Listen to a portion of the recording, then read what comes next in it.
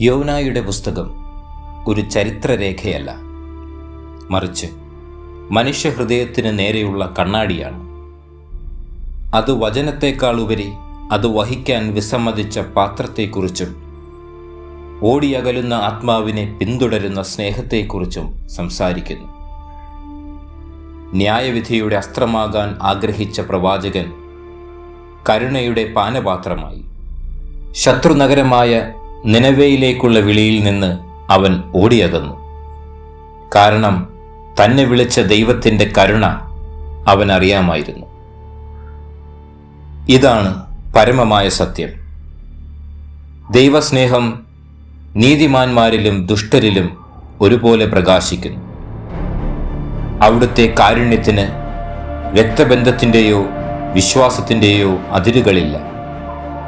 അത് ശത്രുവിലേക്കും വ്യാപിക്കുന്നു.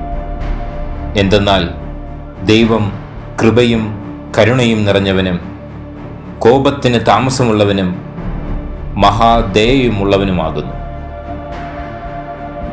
നിനവേയിലെ ജനത ഒറ്റ ദിവസം കൊണ്ട് തങ്ങളുടെ ദുഷ്ടതയുടെ വസ്ത്രങ്ങൾ വലിച്ചെറിഞ്ഞു. ഹൃദയത്തിൻ്റെ ഈ സാർവത്രികമായ മാനസാന്തരം വെളിപ്പെടുത്തുന്നത് ഹൃദയത്തിൻ്റെ തിരിയൽ വിധി തീർപ്പിൻ്റെ കൈകളെപ്പോലും വഴിതിരിച്ചുവിടാൻ കഴിയുന്ന ശക്തിയാണെന്നാണ്. ദിവ്യമായ ലക്ഷ്യത്തിൽ നിന്ന് രക്ഷപ്പെടാൻ ശ്രമിക്കുന്നത് വലിയ ഭാരം സ്വയം ഏറ്റെടുക്കലാണ്. യോന താർശീശിലേക്കുള്ള കപ്പലിൽ കയറി. എന്നാൽ ദൈവം ജലത്തിൻ്റെയും കരയിലെ സസ്യജാലങ്ങളുടെയും അധിപനാണ്. അനുസരണക്കേട് ദൈവഹിതത്തിലേക്കുള്ള ഒരു ചുറ്റുവഴി മാത്രം. അത് നിങ്ങളെ എളിമപ്പെടുത്തി നിങ്ങളുടെ കടമയുടെ തീരത്തേക്ക് തിരികെ എത്തിക്കും. ദൈവം കരുണ കാണിച്ചപ്പോൾ യോന കോപിച്ചു. ഒരു സങ്കുചിത ഹൃദയത്തിൻ്റെ കോപം. ഒരു നഗരം നിറയെ മനുഷ്യരുടെ രക്ഷയേക്കാൾ തണൽ നൽകിയ ഒരു വള്ളിയുടെ നാശത്തിൽ അവൻ ദുഃഖിച്ചു. ഇതാണ് ദാരുണമായ ഭക്തി. മറ്റുള്ളവർക്ക് ന്യായവിധി ആവശ്യപ്പെടുകയും തനിക്കായി മാത്രം കരുണ മാറ്റിവെക്കുകയും ചെയ്യുന്നത്.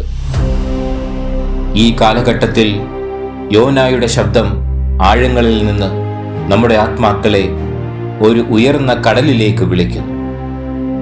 വിവേചനത്തിൻ്റെയും ഭയത്തിൻ്റെയും വരകളാൽ നിങ്ങളുടെ ലോകം തകർന്നിരിക്കുന്നു.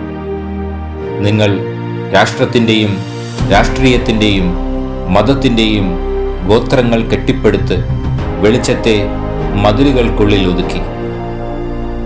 കഥ നിഷ്കരുണമായ ആത്മപരിശോധനയ്ക്ക് ആവശ്യപ്പെടും. നിങ്ങളുടെ ഹൃദയത്തിൽ നിങ്ങൾ എതിരാളിയുടെ പരാജയത്തിനോ എല്ലാവരുടെയും അഭിവൃദ്ധിക്കോ വേണ്ടി പ്രാർത്ഥിക്കുന്നത്? ദിവ്യഹൃദയം അന്യനെയും ശത്രുവിനെയും ആശ്ലേഷിക്കുന്നു. നിങ്ങളുടെ കാരുണ്യത്തിൻ്റെ പാനപാത്രം ദാഹിക്കുന്ന ഓരോ അധരത്തിലേക്കും നീട്ടുക. നിങ്ങളുടെ സ്നേഹം കുടുംബത്തിനുള്ളിലെ കിണറാകാതെ മനുഷ്യരാശിക്ക് മുഴുവൻ കരുണയുടെ സമുദ്രമാകട്ടെ. നിങ്ങളുടെ നാഗരികതയെ ഭീഷണിപ്പെടുത്തുന്ന വിപത്തുകൾക്ക് വേണ്ടത് ഇച്ഛാശക്തിയുടെയും പ്രവൃത്തിയുടെയും കൂട്ടായ മാറ്റമാണ്. പ്രവൃത്തിയാണ് യഥാർത്ഥ പ്രാർത്ഥന. നിങ്ങളുടെ മാനസാന്തരം വാക്കുകളിലല്ല, പ്രവൃത്തിയിൽ പ്രകടമാകണം. നീതിയോടും സത്യത്തോടുമുള്ള നിങ്ങളുടെ പ്രതിബദ്ധത നിങ്ങളുടെ ആത്മാവിൻ്റെ പുതിയ ദിശയുടെ ജീവനുള്ള സാക്ഷ്യമാകട്ടെ. പുസ്തകം അവസാനിക്കുന്നത് ഒരു പ്രവചനത്തിലല്ല, മറിച്ച് ദൈവം യോനായോട് ചോദിച്ച ഉത്തരം കിട്ടാത്ത ചോദ്യത്തിലാണ്. ഞാൻ നിനവയോട് സഹതപിക്കേണ്ടതല്ലേ?